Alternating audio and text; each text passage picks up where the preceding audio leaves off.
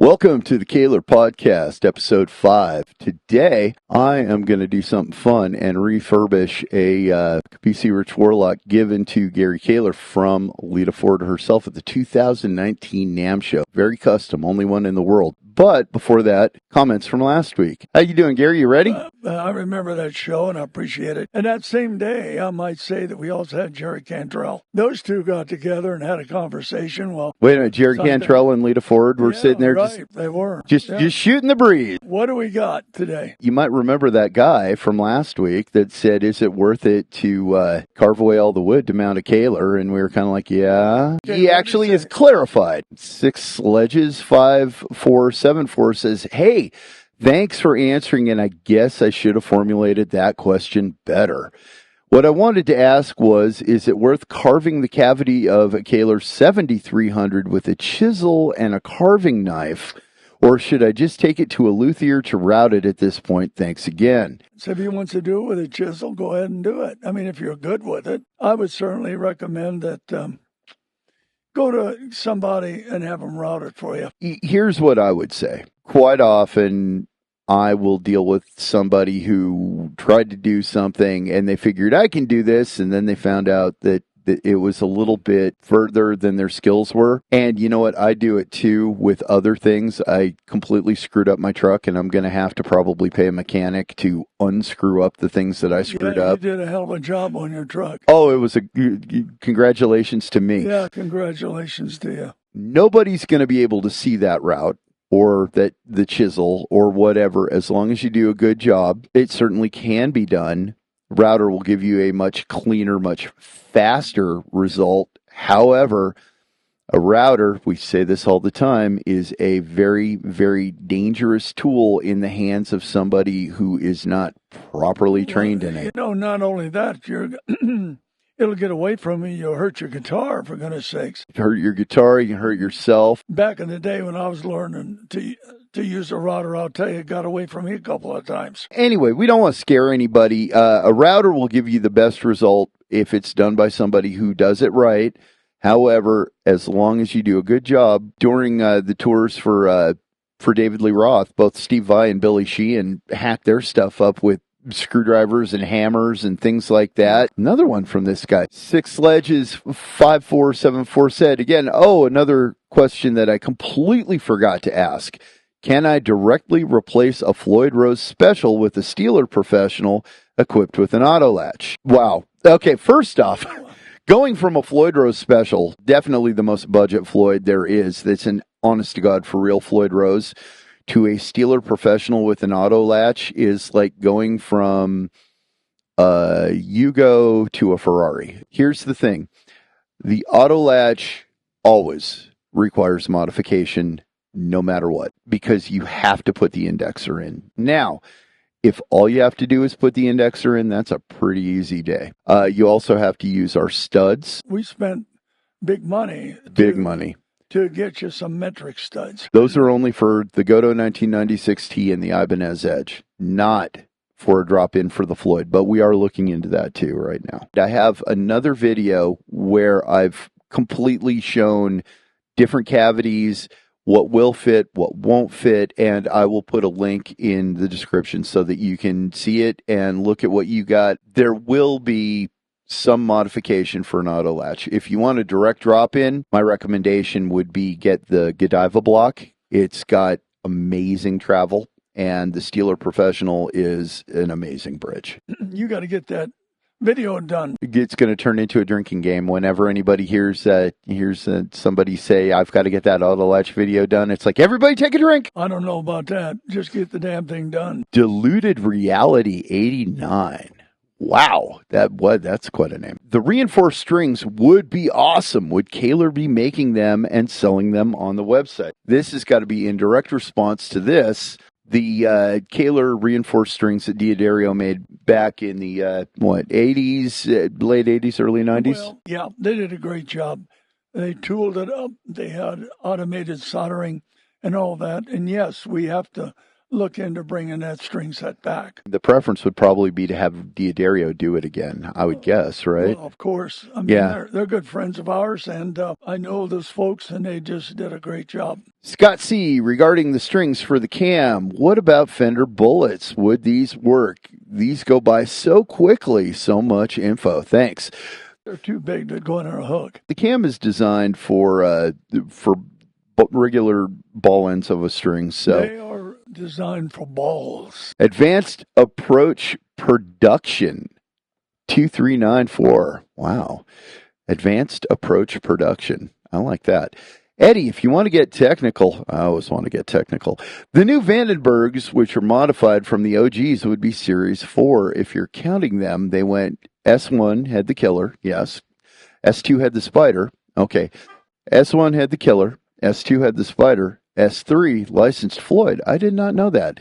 And then they went to the V-type, and then later they killed it off. So PV did have a model, I think it was called the EXP for a while, and it kind of had a Vandenberg kind of look to it. It had the little indent cutaways on the waist. And it was pretty obvious that it's like, oh, that's like the Vandenberg, but I don't count that one. I didn't know there was an S3 with the licensed Floyd. I thought that was what we were up to now.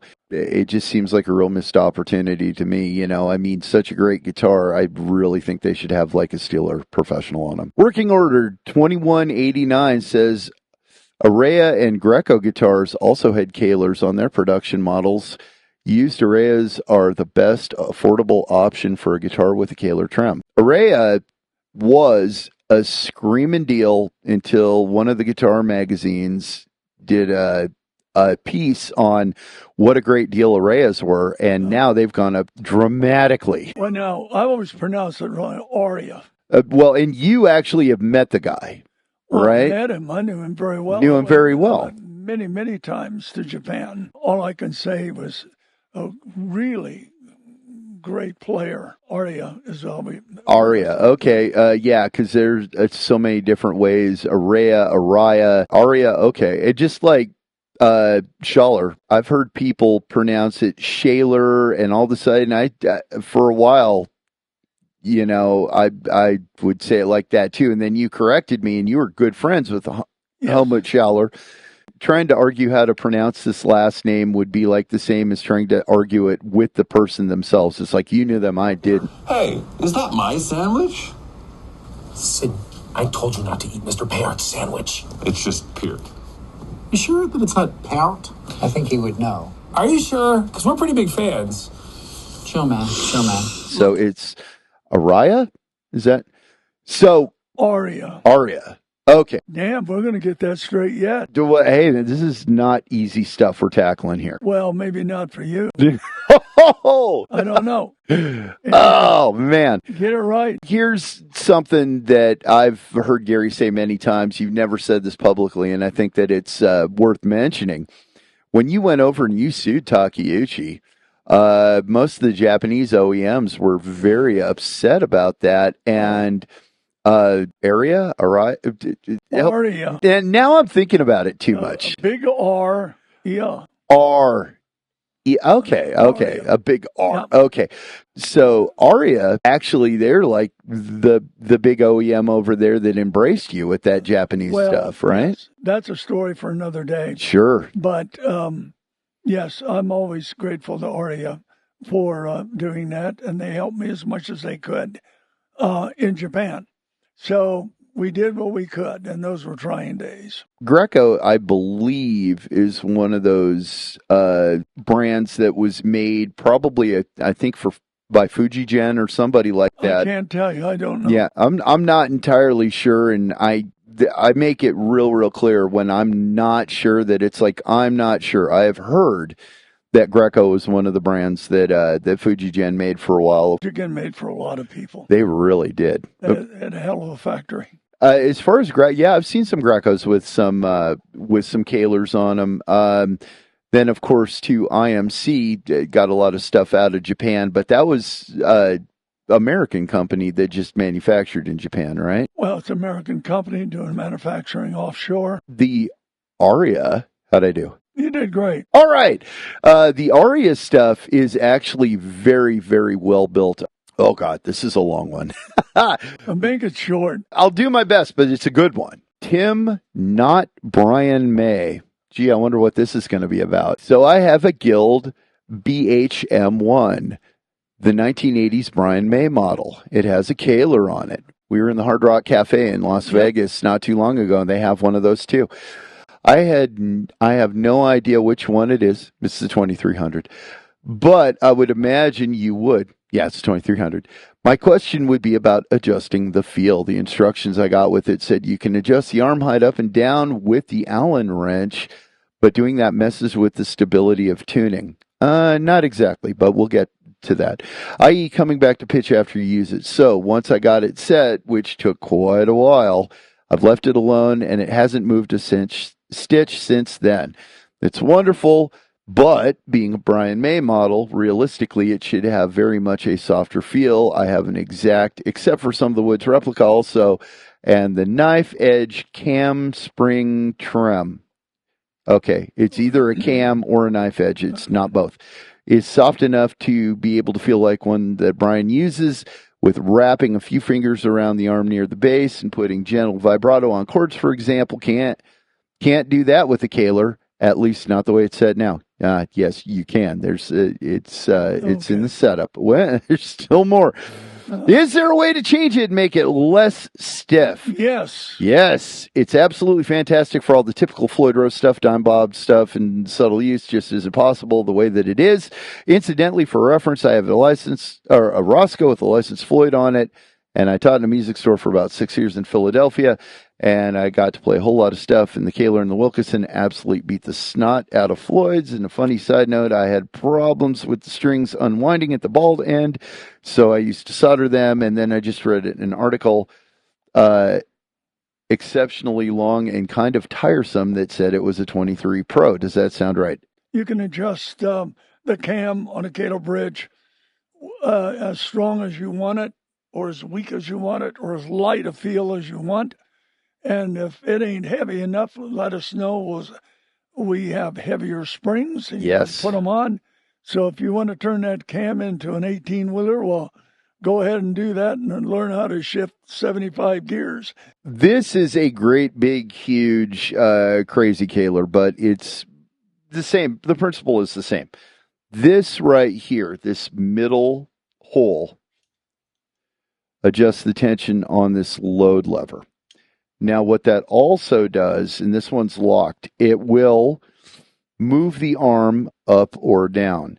Now, if your arm is lower, if it's closer to the body, you're going to have less bending or less ability to dive. You'll have more ability to pull up, but it will put a lot more tension on this load lever. And what that'll do is it'll make the action stiffer. So what you want to do is at the back here, where this part, where the fine tuners screw into, you want it to kind of be sort of flush with the plate there a little bit. It tends to stick up a little bit, or if it goes down a little bit, that's neither here nor there. But when it's in tune, intonated, and the cam is sitting just like that, that's optimum. And I show you how to do that later on the Lita Ford guitar, so that should really help you out. HOLOCULT says, you're making 6-post bridges again? Please tell me more. Can we hear some more information on the traditional, aka the 2520? Cheers, guys. Great work. Okay. We will get to the 2500, but not today. Not today. Not today. This is a Kahler 6-hole bridge from the 70s. This is a Brass Factory pre-Kahler, pre-APM bridge made out of 100% 360 half-hard brass, except for, the screws. Obviously, you're not going to make those out of brass. You're not going to make those out of brass? Or the springs. Oh, my. This one in particular is very special because if you look at the saddles, they do not line up with the holes. And that means that they were designed, this bridge was designed to line up with the pole pieces of a humbucker, but go on to a traditional Strat. And this is one great big heavy chunk of brass, and we got a bunch from the 70s. And we just need to go through and catalog and things like that. We got some for Telecasters, I believe. We have a whole line of that that's left over, and I purposely kept on. I like that bridge. And this is fender spacing in the front with the holes. Yep. You can put it straight on. It'll intonate. These saddles are just huge chunks of brass, too. I mean, they're just massive. We had one other configuration that was much like that we actually manufactured for Fender, right, under Brassworks. And then there were other people, and I'll let you either say or not say who they were, that you've made Brass Factory stuff for back in the 70s. Just a number of people. Well, I'm sure we can say BC Rich, and that's not going to upset anybody. No. Now, this is chrome over brass, and we've got a bunch of these too. And I mean, this is a great big heavy piece. And we also have the same piece with a heavy milled block. Yes. That with the same saddle. And this is new old stock from the 70s. However, we might pick a few pieces and carry them into production after we sell out of the vintage new old stock stuff. Yep. All I got to say is that if you're interested in this stuff, let us know, because we'll merchandise them out and let you know what we got. We're in a hurry right now doing other things, but if we get a ton of emails saying, I want this right now, we'll bump it up in priority. Aaron Walker 5990 says, another great podcast from the Kahler team. Keep them coming. So much info. Because Eddie didn't drop an F-bomb in this episode, does he get to drop 2 next week? That is a fucking good question. It really is. You can cut that one out. Okay, yeah, I'll bleep that. That means I get one more. No. I know it's a rock and roll channel, but I generally haven't operated that way in the public. Sirpazuzu says, I used to be Glen's tech, and I've witnessed Gary doing this very thing with the arm bender, etc. Good times. Kinda. LOL. Hi, Gary. Okay, so Sirpazuzu. Well, he's from Canada. That's probably the reason. I don't know. Well, Glen's tech, I'm guessing that he's... Well, Glen's from Canada. I did not know that Glen Drover was Canadian. I could be wrong, but I don't think so. Okay, well, yeah. He also had a brother, I think, that was playing. Yeah, I think Sean Drover plays drums. Yep, I think you're right. And I remember him wearing a Kahler T-shirt as a drummer. A couple of times I went behind stage and get a special bend for Glen. I figured out a way to get my second F-bomb in here without even saying it. There's a picture of you helping out Kerry King's guitar tech. Yep. Doing that. And I'll just insert a slide of that picture right here. And that will, and no beeping needed for that one. And that's it. That's viewer comments. So now what we're going to do is go over to the workbench and take a look at Lita Ford's guitar. Yes, we are. What we're going to do is talk about setting up a 2300, and what better guitar than on this Warlock that was gifted to Gary by Lita Ford. And Jim. Yep. And Jim, yes. Jim Carrey, not to be confused with Jim Carrey. Alrighty then. So we can see right there, this was at the 2019 NAMM Show. Lita was signing. She had about more than a block long of people waiting with all their pictures and everything else you could possibly imagine. And in the middle of that, we stopped everything, and Lita presented me with this guitar, which I thought was pretty cool. American Metal since 1982. 82. We have a long relationship with Lita Ford. She's just such a trailblazer.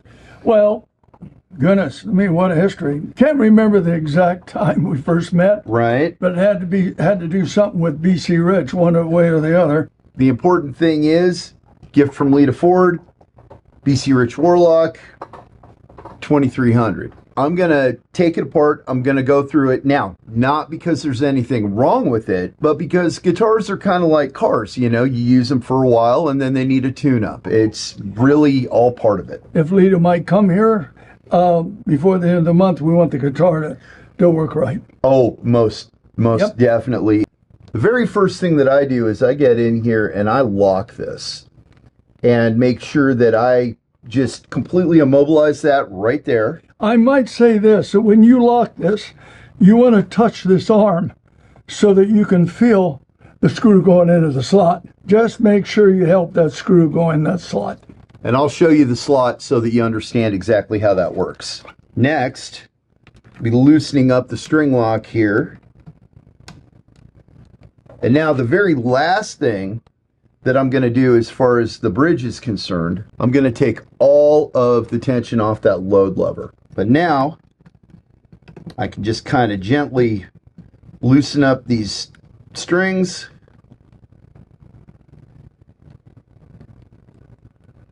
Now this is just easy, and I'm not shock loading anything because I've already removed all that tension. When you just start cutting strings and everything's still under tension, you're shock loading things, and that may or may not cause some real damage.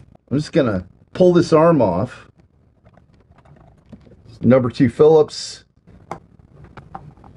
There's another thing too, just to notice, is that these are 2 completely different screws. One of them has a button head and the other one is countersunk. If you try to put the button head where the countersunk one goes, that doesn't fit. The countersunk one, you can cram it in there, but it's obvious that it doesn't work. And then back here, that's obviously designed for countersunk. I'm sure that you did that on purpose. We did it on purpose, yes. That one will not fit. Well, it ain't supposed to go there. It goes in the Exactly. front, and we want it screwed solidly into the wood for the best transfer. Why don't you go ahead and do whatever you're going to do. This white stuff right here, it looks like dried up polishing compound. We're going to completely clean it up, including a fret polish, fingerboard recondition, the whole 9 yards. We've got everything stripped off this guitar, and it is very, very sound, but it's also very, very dirty and in need of a little bit of love. I want to point something out real quick though. If you look close, you can see that this neck angle is pretty extreme. That's also either a set neck or a neck through. I can't really tell because this thing has an edge to the point where you can see either the stripes going through or not. All that white residue and stuff like that that's right around here, that looks like just dried up polishing compound to me. No problem, we'll get rid of it. Now we get up onto the neck a little bit closer, and I don't know if the camera's going to pick it up. I can see some scratches on the neck a little bit. There's some spots with some compound that's built up, and this neck's just dry in general, and it really needs to be reconditioned. So I'm going to do that. I'll use some F1 and it'll be good as new. But first, I'm concerned about how I'm going to clean this paint job. So typically what I will do is I will clean with some naphtha and then maybe some polish. But because this is a completely custom job, I have no idea what will or will not hurt the clear coat on here. Now I'm guessing that he probably used polyurethane and it's probably going to be just fine. But we have a rule, the same as a doctor, first do no harm. So I'm going to pick a little spot right here that's going to be covered up by the bridge. We're going to test it with some naphtha and see if it does anything horrible or if it just acts normal, right? This will be covered by the bridge no matter what.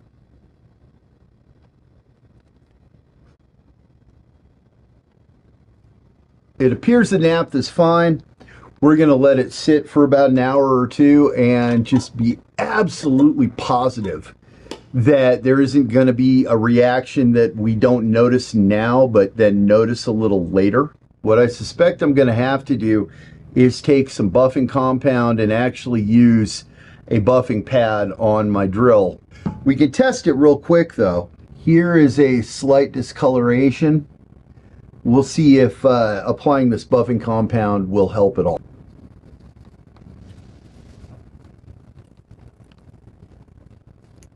Well, it's a little cleaner, but I don't have those high-speed RPMs that the drill does. So what we're going to do is we're going to use that drill. We're going to get this as cleaned up as we can. The fretboard itself, this should be pretty easy. This one's really bad. So now you can see, just with using that Naptha, I got rid of all that polishing compound, stuff like that. I haven't even reconditioned anything yet. The whole goal is the next time Lita Ford sees this guitar, that she is very happy. Well, okay, it's been a little while. I don't see any evidence that this is making the clear coat bubble up or anything. So we're going to go with my original plan, cleaning this all up with Naptha and then hitting it with the buffing compound with the drill. We've got the body all cleaned up, shined up, turned out really nice. When you buff something with both medium and fine compound, it's going to look pretty good. It's time to condition this fretboard. Now, couple things. The wood is dead, okay? The wood is not going to drink. The wood is dead. It is dead, dead, dead, dead, dead. But the wood can dry out and crack, and we don't want that. So I have found that this crap right here, F1 oil from Music Nomad, which I am not listing as sponsored content because I had to buy this stuff myself, but it's a really good thing. This is my favorite stuff to use for this, and the wood will just absorb this up. It totally will.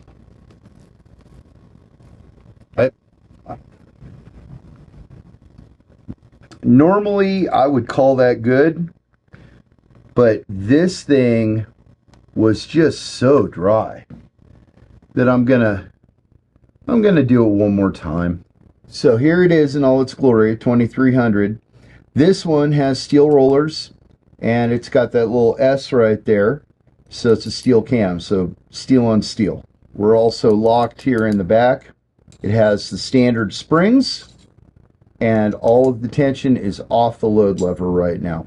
This middle screw right here, that goes directly to the load lever right there. So that's how we balance out the string tension and the spring tension. On either side of that load lever, we have the clutch adjustment, because all 2300s can be either right-handed or left-handed, or you could put the palm lever in one of these, or whatever you want to do. It's very versatile. Now, the easiest way to deal with unlocking this thing is to put the bar in.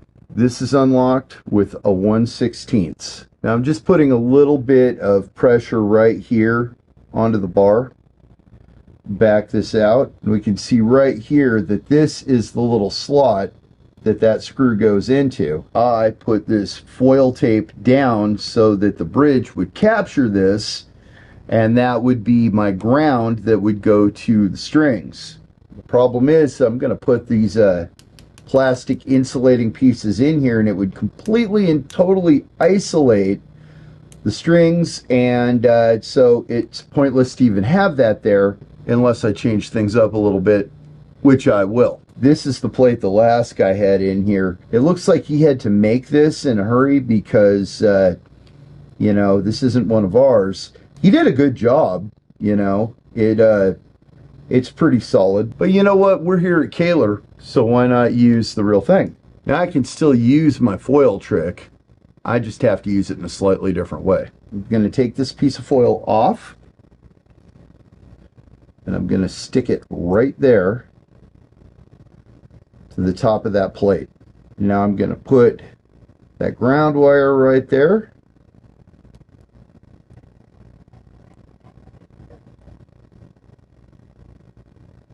Gary's not here to stop me from saying the F word, but feels like it'd be a real hollow victory without him here to tell me I shouldn't say that, so I won't. So once again, we got beveled screws that only fit in the back, and we've got these great big long ones that are made for the front.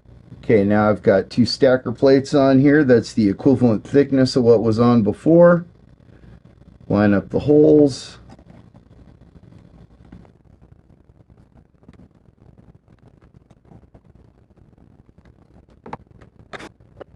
Now let's take a moment just to talk about what's going on right here with the bridge. So first off, these saddles can be moved. We can move them to separate the string spacing and then get them right where we want them and tighten it back up. We can raise or lower this. We can bring this in and out, backwards and forwards. So the first thing that I want to know is the radius of this fretboard. Now, it's not quite as important as it would be if I wasn't going to use the trick for setting the string height that I am, but it's good to know this. Looks like it's 12.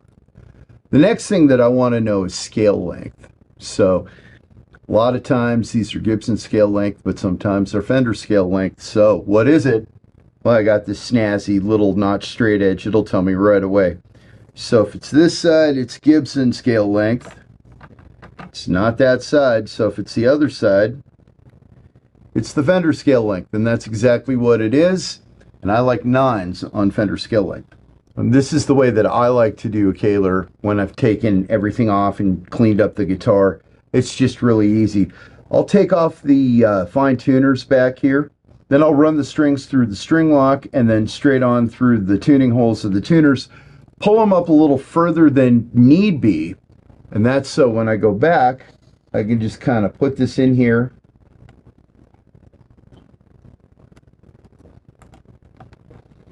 Pull it forward. Now here's the neat little trick to do the luthier's knot with the Kahler. We're keeping tension right there. Strings in the roller, everything's great. Go up, grab the string at the first fret right here. Pull it back to the second. Go around. Kink, pull it around like that. Hey, what do you know? It didn't even come out down here, but if it did, it wouldn't matter because now we've got this thing held up, but it's being guided by the string lock.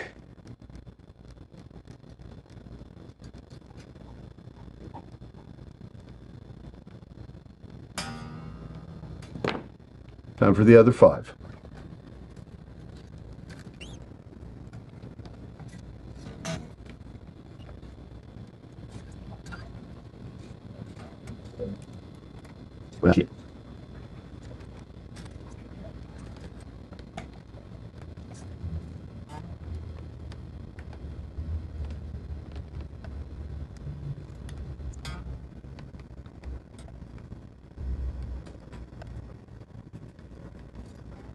We need to move these around a little bit so that the strings line up with the pole pieces. All these slots have been polished to make them work as best they can.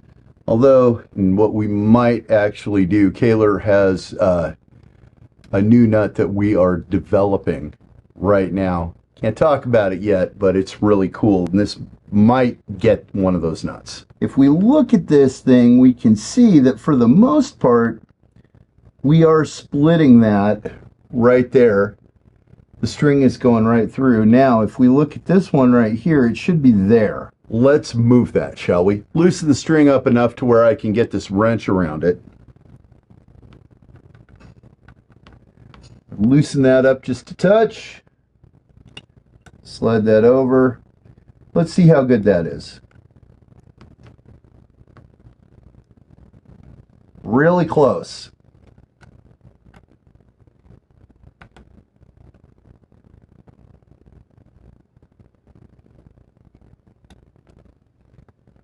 I just noticed that the fork was moving.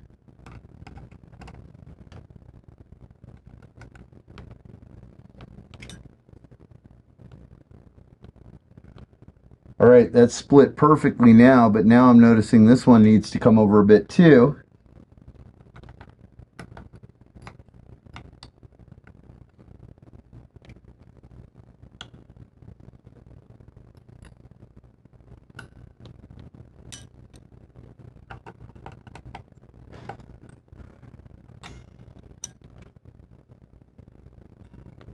Yeah, that one can go over a little too. I'd say that that's pretty good. We've got those pole pieces lined up with the strings pretty well. The pole spacing is different for an old school humbucker versus like an F-spaced humbucker or a trembucker or something like that. Now, those have the same spacing as the Fender single coils. However, if you look very, very closely at that front single coil of a Strat, the strings are like inside the outer pole pieces a little bit. That's because they use the same exact size, but your nut is way thinner than your bridge. If you have something that's the same spacing here as it is here, well, it's going to be a little off. But we always set it to that humbucker anyway in the bridge, or whatever we have in the bridge. That's typically our main source, in heavy metal anyway. Now, just to make my life easier, I did take the fine tuners out of here, and this is a good time to put them back in.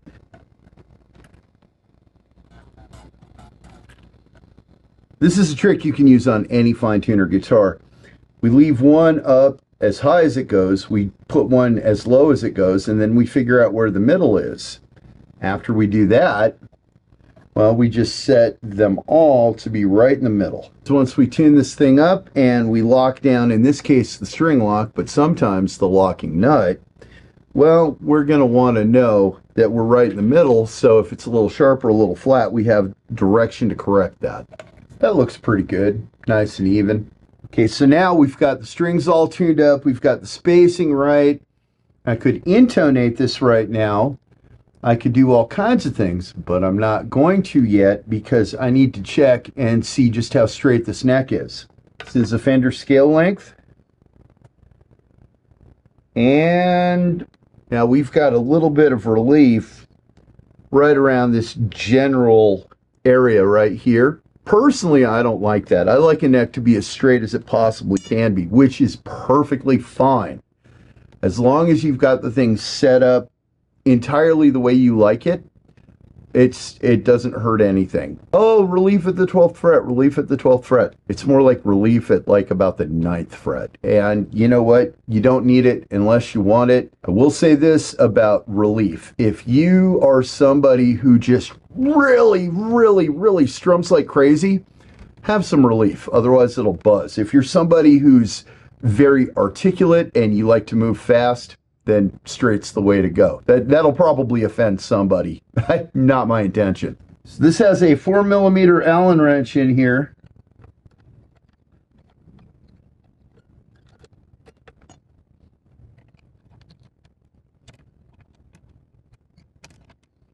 We have the neck adjusted correctly. The guitar's in tune. So now we can set the string height, or the radius. The way we do that is at the 12th fret right here. Set that down, and I want that to be on that 7 right there. And that's what it is. That one too. That's a little too high. That one's a little low.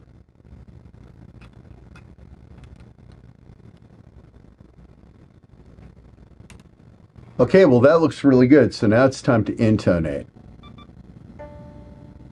Alright, so that's definitely a little sharp. That means that the saddle needs to go that way. Let's loosen up the Phillips head a little bit and just gently push this thing back.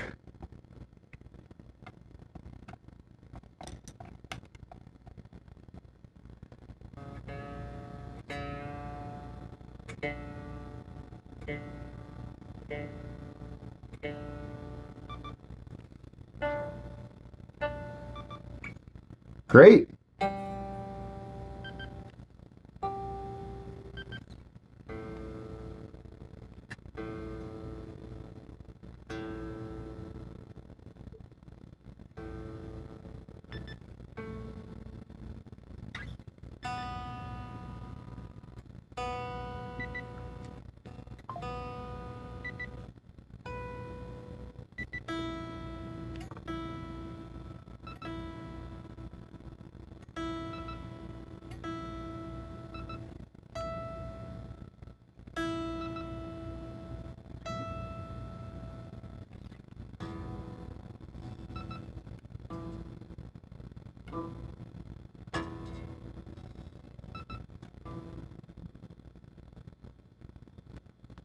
Yeah, I'll give it to the E.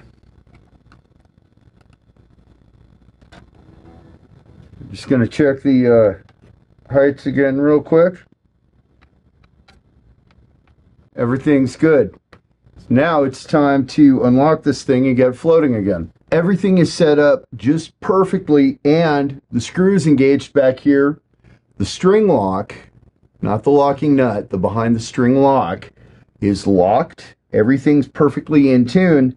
Now it's time to float this bridge.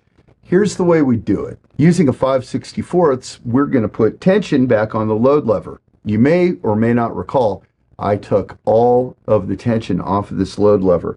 So I'm just going to sit here and monkey with it until, okay, that feels pretty tight. Now we'll put the bar in. We'll go back over here and just kind of back this thing out. Okay, I did feel a little jump. It wasn't a great big huge one. So I'm guessing that this thing's going to be a little out of tune. Yep. So what we're going to do now, because I know that the guitar was in tune when everything was perfect, I'm going to add a little bit more tension to this load lever until it's in tune.